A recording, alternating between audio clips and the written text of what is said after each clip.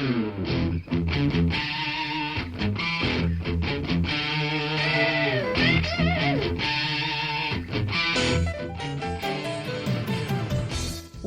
to Thriving Entrepreneur with your host, Steve Kidd, third-generation minister and 30-year business coach.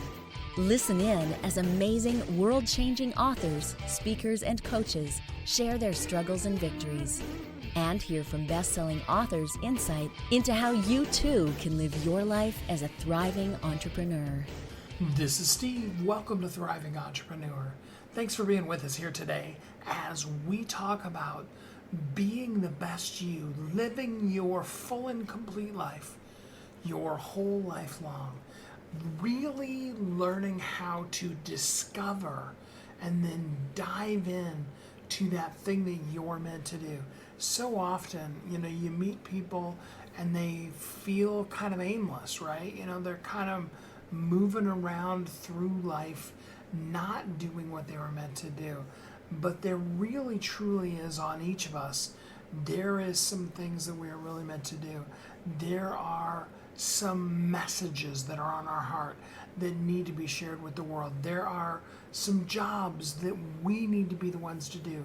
There are some advances in the world that if we don't do them, who's going to do them? You have to be open to being fully you. Now, here's the cool part about it. Where we start out in life does not define where we end up. In fact, often, especially early on, when we're young adults or even teenagers, we find ourselves having a dog that barks in the background and other things like that. No, but we find ourselves in a place where who we intended to be, who we thought we were going to be, doesn't end up being who we end up being. Now, there's some things that end up being the same. Often the heart and soul and core of who we are, weaves its thread throughout the course of our entire life. And we, at the end of our lives, or even in the middle of our life, find and see how connected everything in our life was. But there are those times when it seems like, oh my goodness, how could any of this come together? There are those times, especially when we're young adults, when we feel passionate about something. We go to school, or we don't, and we study something because we know that's what's going to happen. And we have a belief system. And then life hops up and challenges come around to really, make you rethink, is this who I am? Is this how I want to live? Is this me? Right? And it's okay for us to redefine who we are, to take a look at throughout the course of our life and be open to and willing to do a complete reboot. To be like, you know what, I was going down this path, but what I discovered in front of me was something greater, something better. I was researching this thing and I found an answer that was maybe even in some cases exactly the opposite of what I was looking for. I studied, how many of us know, what it's like to study something in school and then be dead set that that's what we're going to do for our whole life. And then God laughs. I don't know how else to say it. He says, all right, there is a piece of who you are that meets and would be part of what I have for you in the life. But there's so much more to it. And as we begin to dive into our life, as we begin to be open to those twists and turns, we find that exciting and dynamic life that we really honestly never expected, that kind of come up on us. So I encourage you today, there's so much great information I'm going to bring with you with the guests that I've got for you. I've got some really exciting guests and I'm looking forward to presenting them to you. But I want you to really be listening to, this is where they started, but now, but then. It's not so much about where you start out. It's not even necessarily about your middle. It's about, can you make the switch when new information comes, when you learn more, when you know better? Do you know how to do better? And are you open to being the best you every day, to living your life as a thriving entrepreneur in all that you do? Whether you're working for a company or you have your own company, I want to see you thrive. That's why I love our website that is wehelpyouthrive.com, because more than anything else, that's what I want to see you do. I want to be here to help you thrive in your life and your business, in all that you do, to feel blessed, to know that there is a path and a purpose. And yeah, sometimes you're going to feel like you're right on it, and other times you feel like you totally missed it. But don't fret. There is a plan, there is a path, there is a purpose. And as you move along, you will find yourself moving towards that thing that is the real and true you. And you will thrive like you never knew you were going to, because you stepped out, because you were open to that one and only thing, and that's living every day of your life as the best you possible, and to being a thriving entrepreneur. We're going to take our first quick commercial break, and then we'll be right back here on Thriving Entrepreneur. You've heard Kathy and I talk about it. You've seen the workshops. You have watched as others of your friends have become a best-selling author. And now it's your turn. Let me ask you this. What would being a best-selling author do for your business? Over 80% of people surveyed said that they want to write a book, which means that if you're listening, you probably are one of those people. Now is your time, because you have a message that needs to be shared. That message is not for you. It's not for your ego. It is because it serves other people. Kathy and I are here to help you share your unique brilliance with the world. All you need to do is go to wehelpyouthrive.com, check us out, and find out how you can be a best-selling author today. Welcome back to Thriving Entrepreneur. This is Steve. Welcome back. There are those people that have been in our lives for all or most of our lives, and they have written books, they have given talks, they have done things that are just mind-blowing. And sometimes we meet them when they're young, or even when we're young, and we aspire to get to know them. We aspire even sometimes to be them, right? And then life goes on, and we begin to find our own niche in the world. And yet, things that they've taught us, things that we've read, that they've written, all of those kind of things have made a marked difference in our life. Today, for me, is one of those guests. I cannot wait to introduce this guest to you. In fact, he and I were having a conversation before we, quote-unquote, officially hit record. And I put actually the last 5 or 10 seconds of that on before I officially introduced him. And I'm going to ask you to bear with me in this particular case as you hear us just kind of chat with each other for a minute, and then I'll introduce to you my very, very special guest. I've read many of them, including, when my kids were still around, we had your first devotional book. What was it called? Family Devotions. Yeah. We had that book. We went through that. I think we probably went through that book 5 times. I rewrote it at least 9 times. Yeah. All right. Well, fire away. We're Okay. burning up time. So join me in welcoming Josh McDowell. Josh, I'm so honored to have you here on the show today. tell the listeners a little bit about who you are and all the incredible things you've done in the world. You know, maybe it's an honor for you to have me on, but it's an honor for me to be on with you. So we're both honored today. My name is Josh McDowell. I'm married to probably the most incredible woman in the world, Dottie. I never knew a woman could love a man as much as she loves me. And she's probably changed my life more than Jesus. And I have 4 kids, 3 daughters and a son I'm humbled to have them. I never knew you could have a good marriage, let alone a good family from what I came from. And I've got 10 grandchildren. They're not cheap, but 10 grandkids. And basically I'm a writer and speaker, a communicator. I've given it's around 30,000 talks, probably more than anyone in history, and 100 and some books out there. And I got gray hair from all that.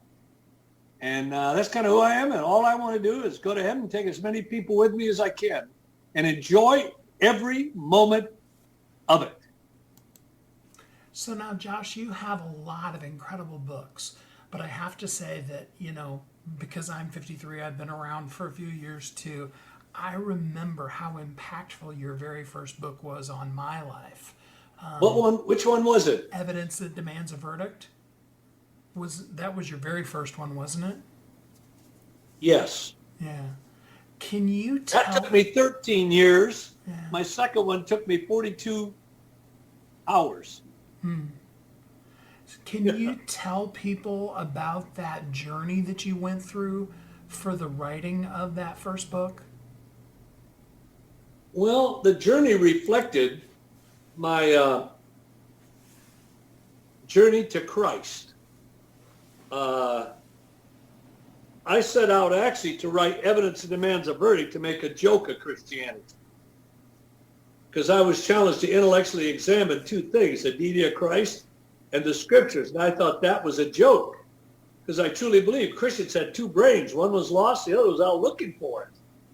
And they kept irritating me by challenging me to do it intellectually, that I said, okay, I'll accept your challenge, but I didn't do it to prove, I did to refute it. Well, needless to say, I became one of them and spent 13 years documenting why I believe. And that became Evidence That Demands a Verdict. Now, when it came out, I knew it was going to be a runaway bestseller, but I was the only person that knew that. Because almost every publisher rejected it. In fact, every publisher rejected it. So I self-published it. It came out on a Friday. By Monday, it was a runaway bestseller for 54 months. And then every publisher in the world wanted it after that. And but I knew it was going to be a bestseller. And it did. It became one. What impact, other than, of course, you found Jesus, but what impact did sharing what you knew that you knew make in your own personal life? Well, first of all, in my own personal life, it built in deep convictions, not just beliefs, but convictions. A difference between a belief and a conviction. A belief, you know what you believe. A conviction, you know what you believe, you know why you believe it, and you experience it. And so doing all this research, it really answered the question, why do I believe it? And that led to experiencing it. And that was the greatest impact in my life, knowing I didn't have to surrender the intellectual, that the Bible is true, and it says, be ready always to give an answer of the hope that is in you. In other words, use your brain. But where I'm excited is how God has used it globally for years. I think it was World Magazine featured as one of the 40 most influential books of the last 50 years, I think, something like that, of affecting lives. And that's what encourages me, is when it affects others. So you've written 150 plus books. Which one of them was the most difficult for you to share with people?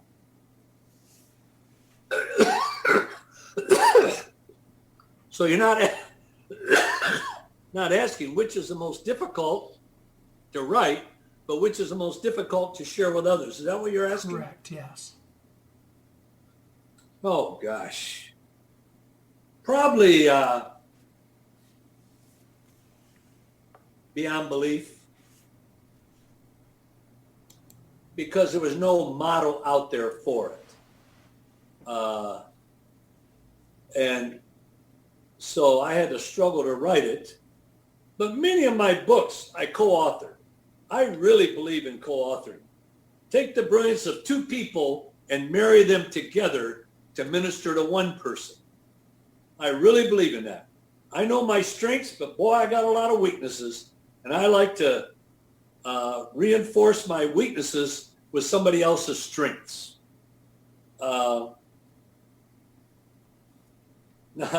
So beyond belief was probably the most difficult that it is to share with others. That's powerful. Have you ever had that moment right before, like the night before a book comes out, where you questioned, what if people don't accept this book? I've never had that. For two reasons.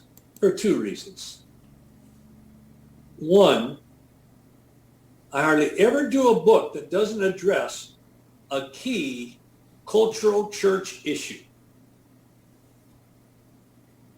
Second, before I release a book, during the whole process, I interact with others. We bounce it off small groups of people. What do you call that? I can't think of it right now. But various groups I bounce it off of. What do you think of it? Am I on the right trail? Everything. So by the time it comes out, I know it's going to identify. And it often comes out a lot different than what I initially planned to do. Because there's great wisdom in much counsel. And as I would write the book and everything, get ready to release it, we use the counsel of others. They gave insights that I could never come up with. Focus groups. That's what I was grappling for. So these days, if you were to write a book, would you use like Facebook or LinkedIn or something like that to be your focus group? Or do you even use social media sites like that? Well, yes, but I use a very small group, maybe 3-4 people. You get beyond that, you're polling people's ignorance. You can't decipher much more than 3 or 4 people's input. So you got to choose the right people. And today I'd probably do that with 5, at the max 6 people on the internet. I wouldn't just throw it out there. That wouldn't do much good, I don't think. That's good. That's good. Good advice. So for a person who it's their first book, and they are really looking at what should I put out there? Do you recommend to them to ask 3 or 4 people? And if so, which 3 or 4 people do they pick? I would ask at least 3 or 4 people, but I would do research. I research it out. When I write a book, I know it's relevant out there. Or a lot of my books write anticipating what the issues will be 3 to 5 years from now. Boy, what was that question again?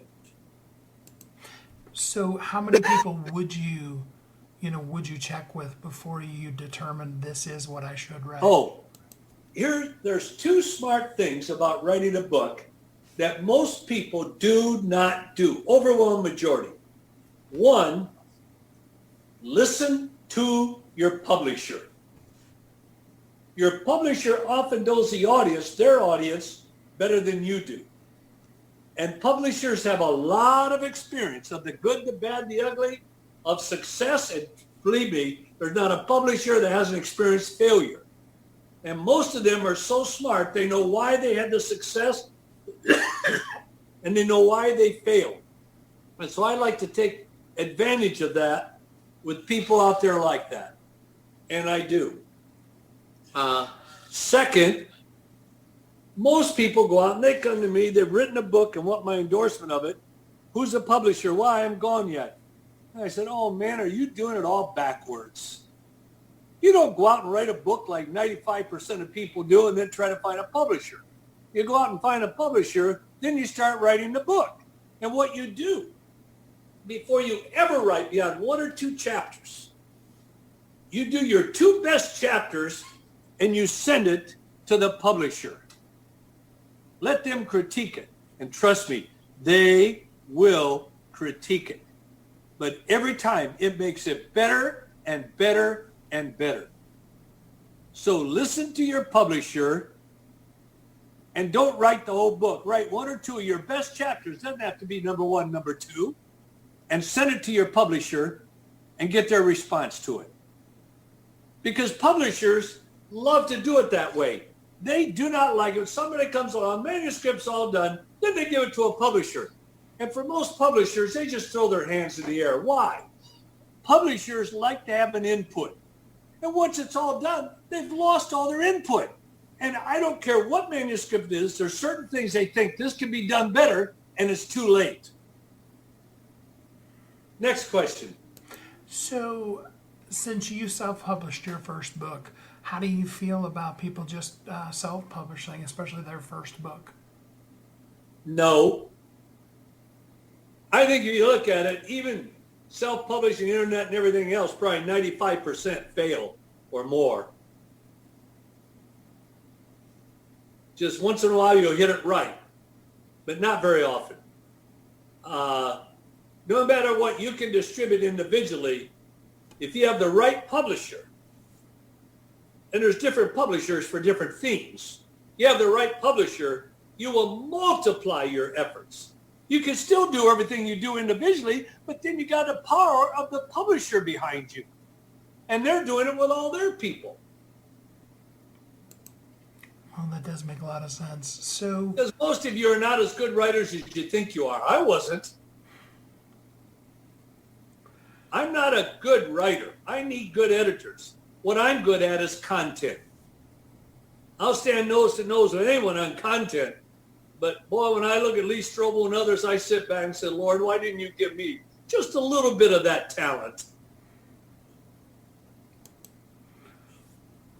So when you write a book, and I mean, obviously, even from your very first book, you've had a lot of people give you criticism from them. But let's talk about the spirit behind that. Why do you think that it's so easy for us as people to find fault rather than see the wisdom? See, I thought you were asking that in a positive one. I love criticism, especially in the process. Most people won't be honest with you. I love the criticism. The criticism has helped me more than praise. No, I thank God for people that will be critical. But so much of it depends on their attitude. See, that makes the difference between good criticism or poor criticism, the attitude. Yeah, I totally get that. What do you find, though, is the spirit that's driving those people who are just being critical for critical sake? I don't know. Interview them and find out. Probably some are jealous. Some are so carnal they can't see beyond anything that's negative. And I don't know. I think most people with me, they're very sincere. I do. Maybe 1 or 2 critics on the internet, whatever. You know, they got 2 brains, but one is lost and the other's out looking for it. Well, Josh, You can tell real fast. You can read something on the internet and everything else and pretty well tell, why are they asking that? What's the motivation behind it? By their attitude.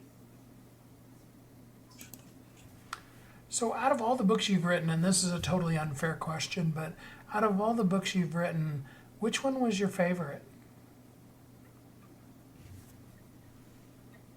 Oh, probably, oh golly, Morning Carpenter. I know it's kind of like I would asking say you which of your Morning children is Carpenter, your favorite. best summary. of what and how I think in layman terms. And then I think, boy, I did one called The Secret of Loving. Woo! It's had an impact all over the world. I was in Russia one time, and this head of a denomination, it was a Pentecostal denomination, and they asked if we could have lunch at McDonald's because they knew I would buy. McDonald's in Russia is a middle-class meal. It's not cheap for a Russian. And I met with them, and they took the copy of The Secret of Loving they had, threw it on the table. It was all worn. I opened it up. Every single word in it was highlighted in yellow. Oh, I wish, I said to him, can I buy this? Can I trade 10 other books for it? I wish I had it today. And he said, Josh, in all of Russia, we've never had an understanding like what you are presenting in this book. I got to tell you, Steve, that encouraged me. But The Secret of Loving is really, I wrote it 3 times. Why? I wrote it once. I dictated it. First book I dictated. And I got home and I sat up in bed at 2 o'clock in the morning. I said, oh, no. I had these little tapes from my dictating machine. And on the airplane, I set the 4 of them down on the seat next to me and forgot them. Oh, my gosh. I didn't sleep for a week. So I rewrote the whole thing. Then I had a railroad caboose as my study out and back in the woods. And had everything with it, the train tracks, everything. And I cut a side hole for what kind of window you call it, a bay window into it. And so I finished the manuscript. I was so proud. I left it on the sill, went to bed, got up the next morning. There was a huge storm that night. The caboose leaked, and the whole manuscript was destroyed. So for the third, boy, was it hard. But I kept telling myself there's one of 2 reasons why this happened. Either it was so bad, God didn't want me to do that one, or it was so good, Satan didn't want it. I figured it was one of the 2. So not many authors write the same book 3 times. It would be a lot of fun to be able to see all 3 of them and see what God edited in and out of what you wrote. It was pretty much the same, I think. I really do. Because I just wrote it straight through without going to bed. Never went to sleep or anything except go to the bathroom and grab a bite to eat in the house. But it's done about, between physical copies and digital, probably a couple 100 million. And so maybe I need to do it 3 times. So some of our listeners, I know they're brand new baby authors. They're still even just working on the, what is that thing inside? They're probably not baby authors. They're ones that what do you call them? Potential authors, or what's the word for it? What's the word for somebody that wants to be, but they're not there yet? Like actors go to Hollywood because it's their dream, but they're not yet. Anyway, what? No. Most of them aren't authors yet. You're not an author until you finish it. Yeah, that's for sure. And I'll tell you this. Maybe I'm the only one who ever does this, but every book I go through, I have these haunting questions in the back of my mind. And when I finished Mourn a Carpenter, it was my second book, totally, completely different format than Evidence That Demands a Verdict. And I remember I sent it off to Tyndale Press. I got it back on a Friday, and I remember it so well because I was in Point Loma, California, a suburb of San Diego, doing a big Nazarene youth conference. And before I left San Bernardino, where I left the time to drive down there, I got the manuscript in the mail, airmailed. And I couldn't open it. Oh, I kept thinking, what if they didn't like it? Oh, After all that, whatever, when they didn't like it, what am I going to do? And so finally Monday, I got back home and I said, look, I got to open this. So I prayed and prayed and prayed, opened it. And Virginia Hearn, who was the editor for his magazine for InterVarsity, an incredible woman and really smart and very critical, not in a negative sense, in a positive sense, in writing and all.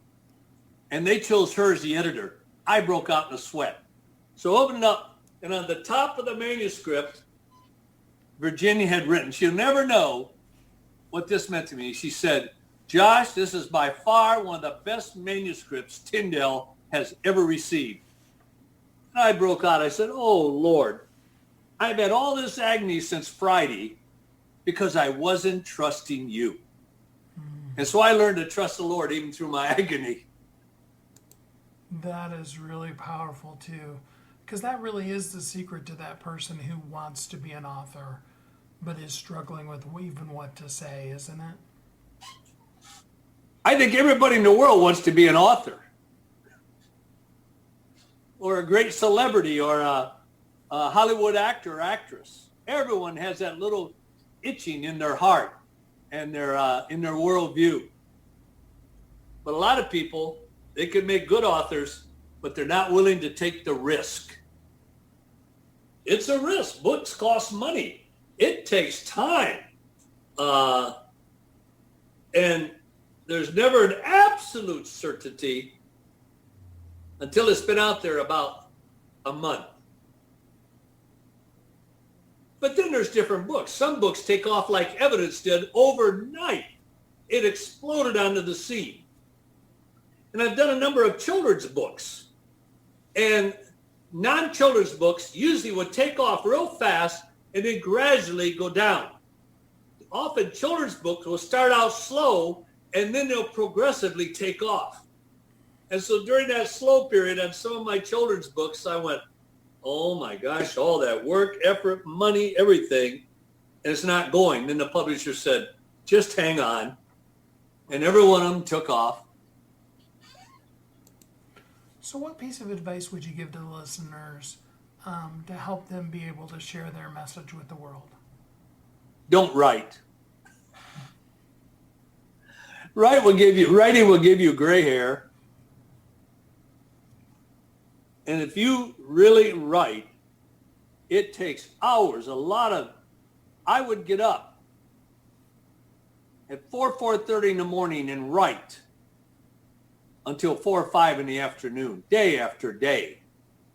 With Morning Carpenter, I wrote 72 hours straight. Never took a break, except to go to the bathroom and eat. I think, I don't care how good you are at writing, you need to feel there's a calling there. Every person has something to share with the world. And you know, some of your books that have some of the greatest content are never published. They never go anywhere. It just blows my mind. I've had somebody send me a book and I read it and I thought, wow, this is good, great advice, insight. And it never went anywhere. Then I've seen other books and it's pretty good. I'm not sure I want to endorse this or whatever. And it takes off into a runaway bestseller. So you never know. So Josh, is there anything before we close up here that I could promote for you, your business, your family, things that you're doing these days? Oh, just keep doing what you're doing, interviewing people like me and promoting their ideas, their works, what they do to help others. That's one of the best things you can do, and to help leaders and influencers. We have a campaign coming up called Resolution. In about a week and a half, you can go to my website and it'll give you the background. It's going to be books, workbooks, videos, web, blogs, everything. And it's to help people to maneuver through today's culture. In the day of the internet, pornography, loneliness, everything. It's going to be revolutionary, called Resolution. And that's at So, josh.org. once you go to the website and read about it, go out and promote it. Perfect. Well, Josh, I got to go here, my friend. Yeah, you have been a huge influence in my life. I appreciate all that you've done for me personally as well as my family. And thank you for spending this time with us here today. You know, Steve, there's people out there that you touch that would like to say the same thing to you. That's what's so neat. God bless, my brother, and take care. Have a great day. Bye-bye. Bye.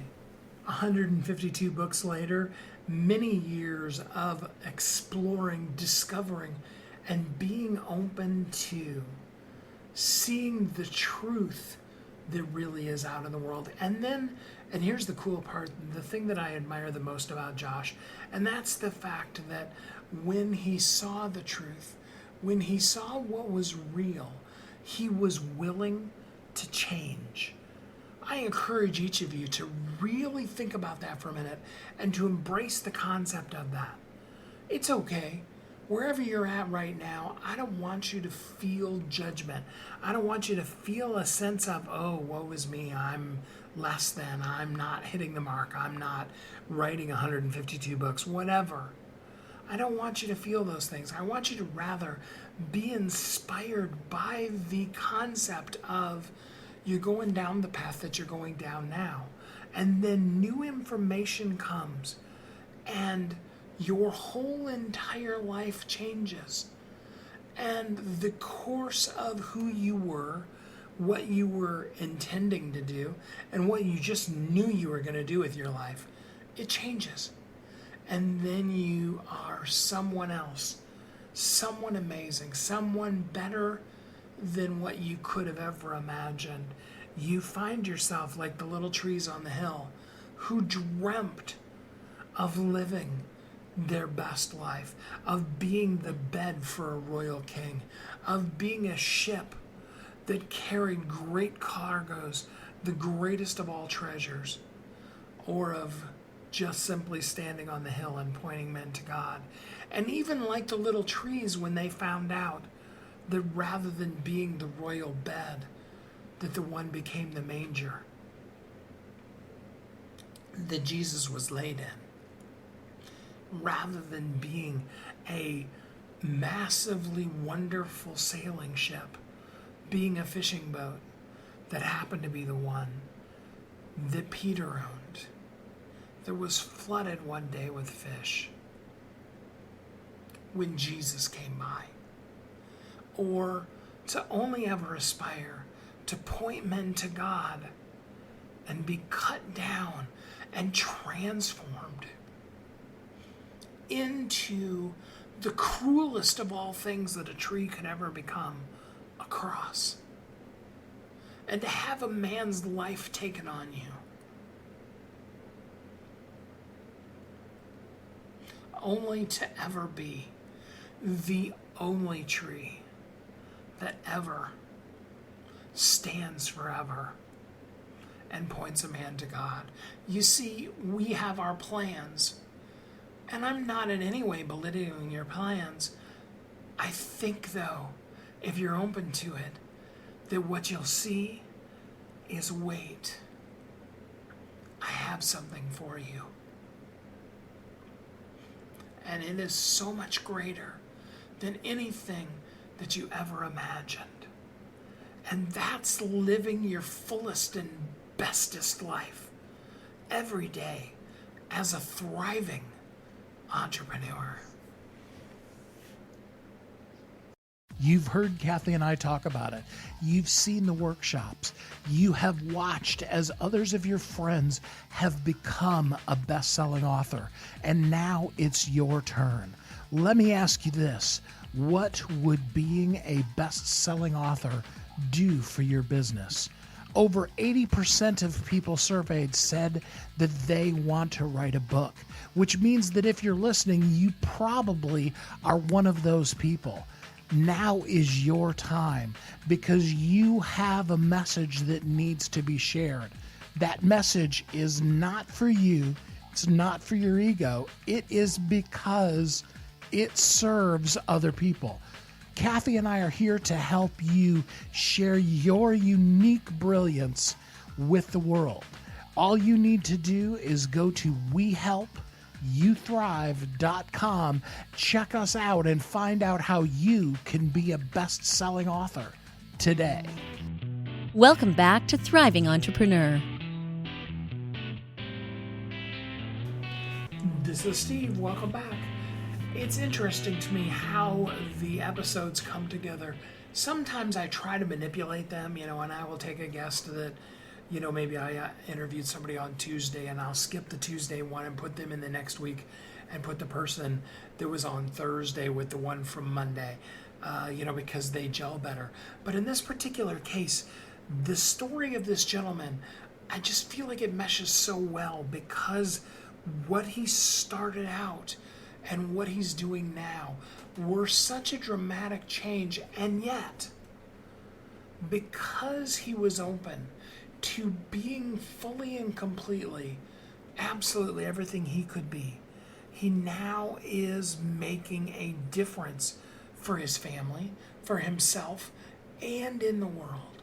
And I really wanted to bring that to you for the second interview for today's show, to be able to really help you see the possibilities of living fully as yourself every day. Join me in welcoming Jason Barrow. Hey, Jason, how are you doing today? I'm doing great, Steve. Thanks for having me. It's good to have you here with us. Tell us a little bit about who you are and what got you to the point you're at in real estate. Sure. Born and raised in Erie, PA, started buying property in 2001, actually closed on our first duplex a week before 9/11. And, all the while, my wife and I both had day jobs in medical sales. So I was able to leave my job in 2012. She left her job in 2010. Fast forward to today, we've got roughly 1,000 units under ownership. That's a mix of about 2/3 of that is stuff we own just ourselves with no partners, and then 1/3 of that is some properties that we've syndicated and brought partners in on. So I know, especially, up until the recent chaos that is the world, a lot of people lately have been really expressing to me an interest in, either having a real estate portfolio or going fully into that.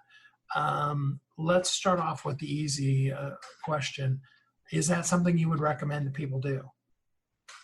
Yeah, absolutely. I think that real estate is not, nothing's recession proof, but it's pretty recession resistant depending on the type of property you buy and the location, as well as what your ultimate goal is. So I would 100% recommend it in any economic climate.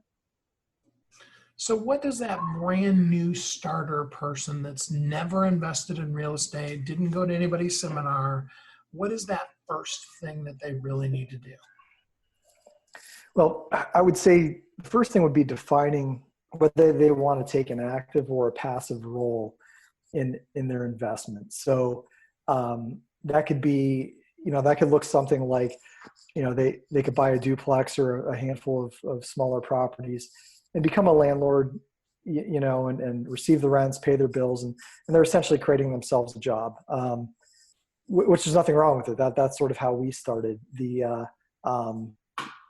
The other way would be if they want to take more of a passive role, would be to try and find somebody that you are comfortable with as a owner and operator of real estate, and invest with them so that they can do the work. They can get you a stable, predictable return on your investment. So really just it comes down to defining what type of role they'd want to have in terms of investing in real estate.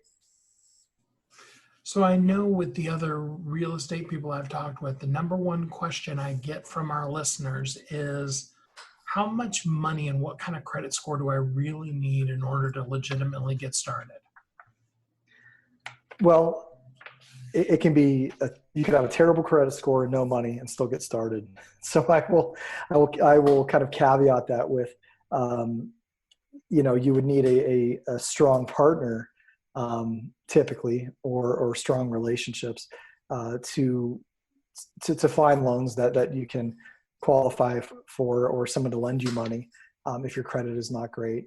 But I've seen it time and time again where somebody's getting started and they find a really good deal and somebody lends them $50 or $100 or $200,000 and they kind of partner up on buying real estate together. And so there's a lot of folks that start with nothing. I mean, when we started out, almost 20 years ago, our first deal was, took about $3,500 to close. And I mean, somebody can make that, as the economy opens back up, I mean, somebody can make that, in a few months of driving Uber or, waiting tables or bartending or something like that. So there's always that ability to work a little harder and save up a few bucks to save up that money for a first deal if you want to go it alone. So do you recommend to a person that in most cases starting out in the partnership kind of a route might be better than trying to go it alone to start with? No, I honestly, I think everybody's a case-by-case basis. And, my opinion would, probably default to the way I've done it. So I guess it depends on, it really depends on what type of person this is. I mean, if they're starting out and they want to try and create wealth and they're willing to create almost a second day job, for instance, I mean, they're going to start buying properties and working their way out of a day job. But, if somebody's, say, a high income earner, maybe a physician, a business executive, an attorney, and they've got extra funds to invest, they would be ones I think that would, want to team up with somebody who's just starting out or somebody who's very experienced that they could entrust with their capital and partner up in that fashion. So, I mean, I would assume that like everything else in life, ultimately it's work. Yep. What does the typical day in the life of a real estate investor look like? Well, I guess the thing is there's no typical day. And there's so many ways to invest in real estate, again, from being whether you're just going to, if the goal is to be a mom and pop landlord or if the goal is to syndicate and buy thousands of units. I think most of my colleagues that I talk to, a lot of the time is spent sourcing deals, locating financing, managing your property manager, managing your maintenance team. But as you start out, again, if your goal is just to buy units and manage those yourself, it might be, it might just be, having your hands, your boots on the ground for yourself, for your own properties. So really just no typical day in the business, but it's always about try and find quality property, try and find quality loans and funds to close the property and keep moving forward. Are there any people that you've met or that you've coached with that in looking back, you would say for this kind of person, maybe being in real estate isn't good for them? Are there people that fit into that category?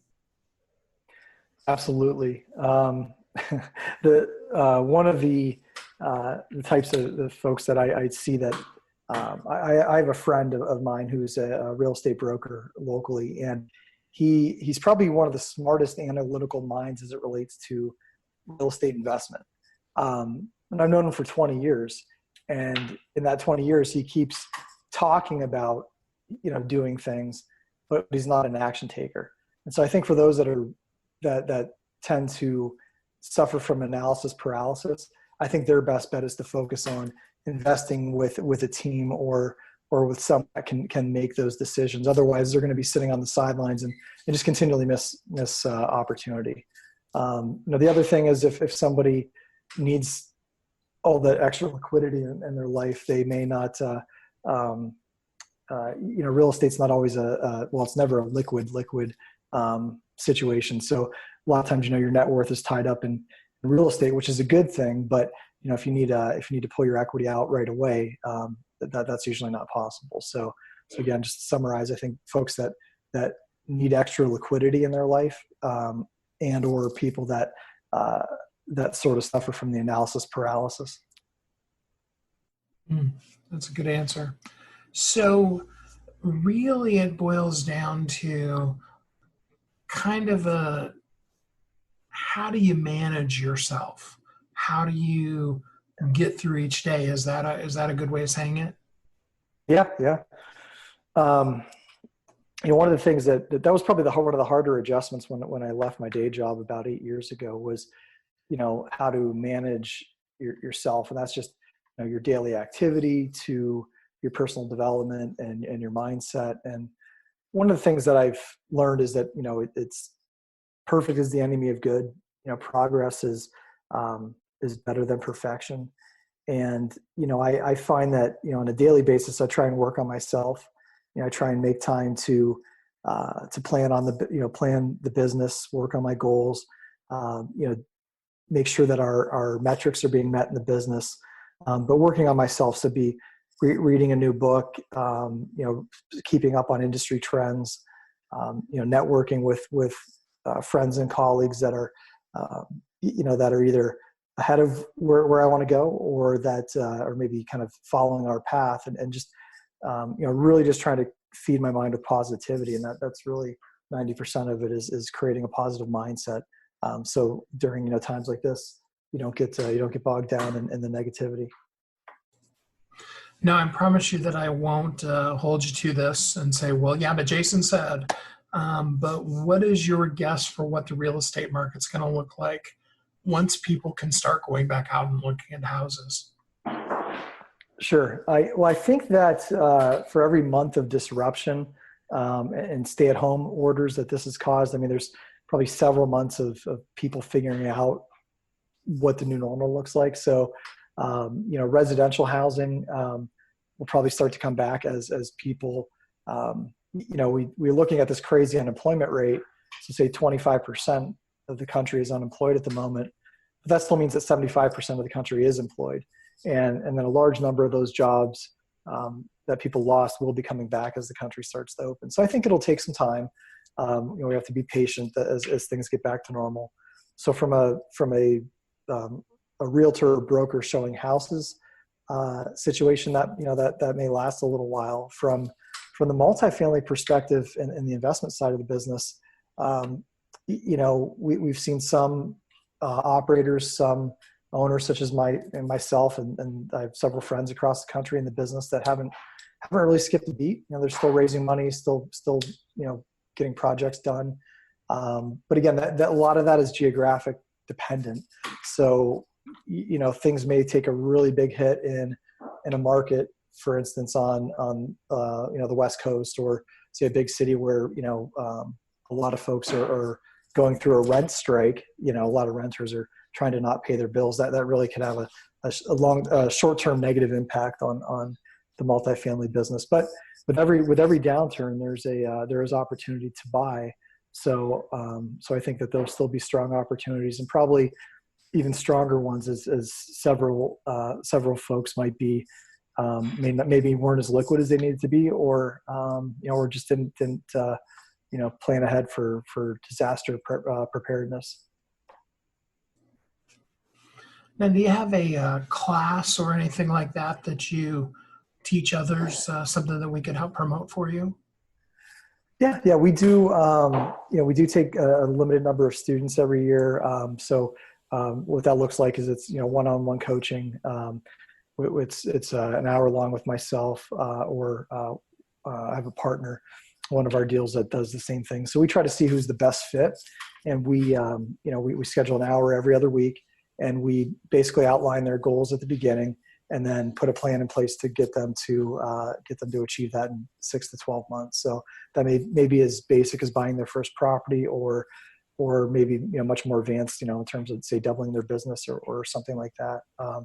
If people want to learn more about it, they can connect with me through my Calendly link.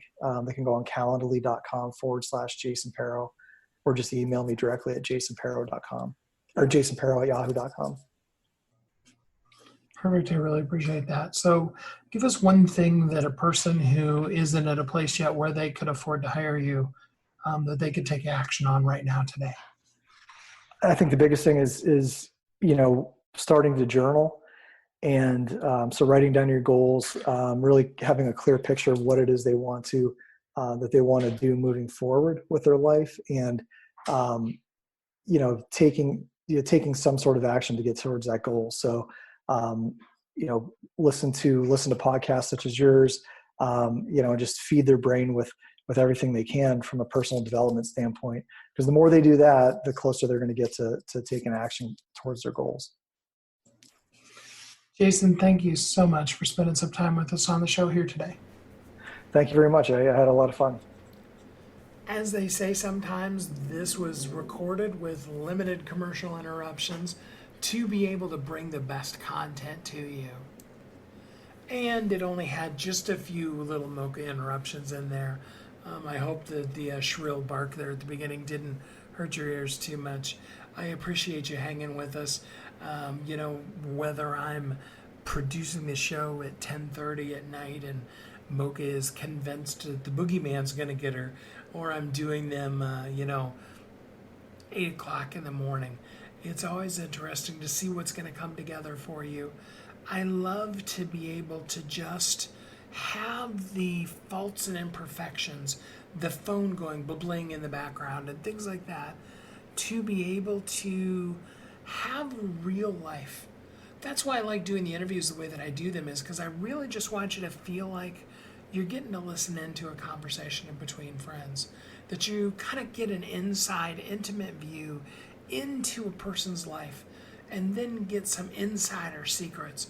I want you to always feel that way when you're listening to the show. And I want you to think of yourself that way too. It would totally be my honor to have you be one of the people that I work with, and more importantly, that I highlight you here on the show. I love bringing guest speakers, but also my best-selling authors to you to help you. I love helping people really take and find the right words to powerfully show up in the world. Maybe you're looking for a way where you can be more impactful. Maybe you need to do a little bit of a reboot in your life. I'm there. I'm in that place right now in my own life. If you're listening to this live, I'm looking at what's best, what's next, and how do I maximize who I am to help the most people make the most impact in the world. And as we go through this transition together, I want us both to be mindful of the fact that you are uniquely brilliant. You were created for a purpose. Absolutely you were. And the world needs you. Thank you for being you. Thank you for showing up every day as the best part of you, the best you can be, and doing what only you can do to get it done in the world, to be amazing every day, and to live every day of your life as a thriving entrepreneur. Thank you for you. I appreciate you. I want you to know that I'm here for you, to help you in any way that I can. Until we're together again next time, or on Facebook Live or wherever, I hope that you will have a great week. Thanks for listening to Thriving Entrepreneur today. If you want to get your question answered, send an email to questions@wehelpyouthrive.com. We look forward to you joining us again next time. You've heard Kathy and I talk about it. You've seen the workshops.